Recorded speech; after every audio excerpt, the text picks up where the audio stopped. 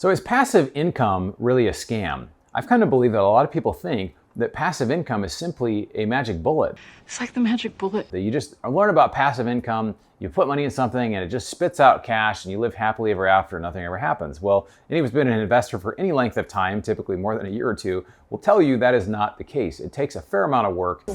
Work. It is more passive, right? It's not fully passive because no one cares about your money the way you do, right? No one's gonna really try to fight for it typically in the way that you do. And that's where it's so important that you educate yourself, you learn about it. A lot of the work as a passive investor is on the front end as you evaluate deals, you find deals, you figure out what's right for you. So let's jump in. I'm gonna give you some great stuff. And then at the end, I've got a great quote for you. So let's go. All right, so welcome. My name is Bronson Hill. I'm the CEO of Bronson Equity. We do multifamily apartment deals like this. We also do things that provide other alternative assets, cash flow, appreciation, and tax benefits for investors just like you looking to grow their wealth. And so I want to share a little bit about passive income that a lot of people believe that they just really aren't true, right? There's some common pitfalls here. But the first one is that passive income really is not truly passive. It's not? It's not? A lot of people will get into, including myself, if you've read my book, Fire Yourself, I talk about the story where, single family rentals. I had a small single family rental portfolio and it was great. I decided I was gonna go into Cleveland, this part of Cleveland, and the numbers looked amazing, buying these homes for $15,000 to $30,000, fixing them up a little bit, and then renting them for $1,000 a month. Sounds like a home run, right? Well, it was okay until somebody stopped paying rent, or until these homes that are 100 years old just started falling apart. Right? So sometimes things can look great on paper and they can be a lot more work. And so I realized it was more work, it was more time, and it didn't always work the way that I wanted it to. So the idea of really things not truly being passive, if you own single family homes, you own a vacation rental, even if you have a manager, it's usually not fully passive. And what I always ask people is the test is, it's a passive scalable investment if you're able to 10x what you're doing. So if you have 3 rental houses, could you immediately go to 30 and manage them in the same way? If the answer is no, then you're not really doing a passive investment, right? So, and if you wanted to, if you wanted to manage those 30, it would become a full-time job for you. Sometimes it's just replacing one job for another job.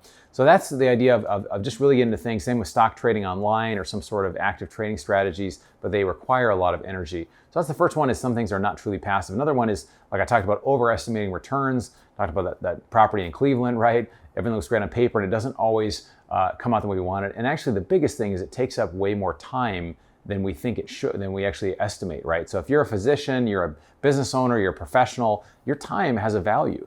Is it $40, $50, $100, $500 an hour? Some of you make a lot of money in your job and your business. So if you're doing calls on some other things, you've got to put that into account, and the returns are probably not as good as what you're thinking because you're putting all this time into it.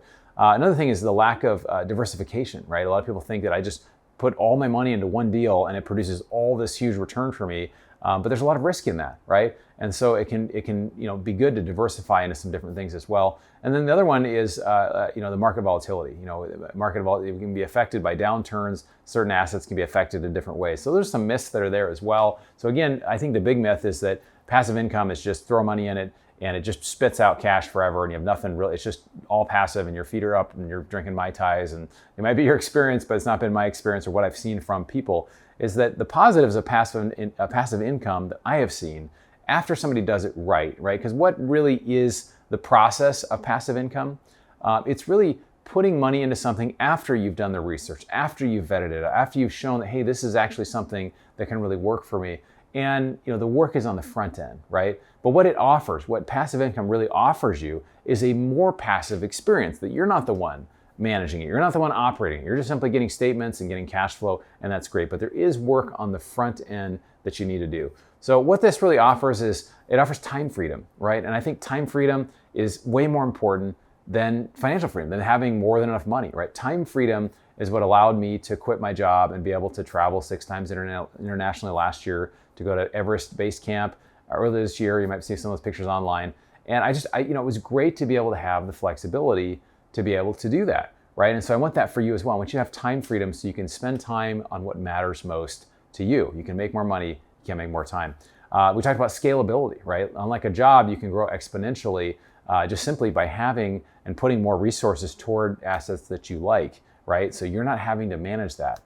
So that is, if it's truly scalable, to me, it qualifies as scalable passive income. And the last thing really is long-term stability. So, if you have some diversification, you're in different assets, different types of deals, not everything's going to go perfectly, right? Not everything's going to go great all the time. And there's risk in every investment, right? Every investment has risk. And if you can't maybe afford to have a loss somewhere, you shouldn't do it. But if you have a certain amount of money, you put it in different places, you're gonna have some diversity, you're gonna see growth over time. So I think it's really good. So just conclusion, passive income is not a magic bullet. It requires a huge investment in yourself. And this is where networking and education are valuable. This is education videos like this. Networking is going to meetups, going to conferences, meeting other people, asking them, who are you working with, what's worked, what hasn't worked. If you're a passive investor, get connected with other passive investors. That's one of the most important things you can do. We recently started a mastermind called the Wealth Forum, where it's all high net worth passive investors. And we just get around and talk about deals that are working and tax strategy and allocation and mistakes people made and what they've worked with these guys for 10 years has been great. Watch out for these guys.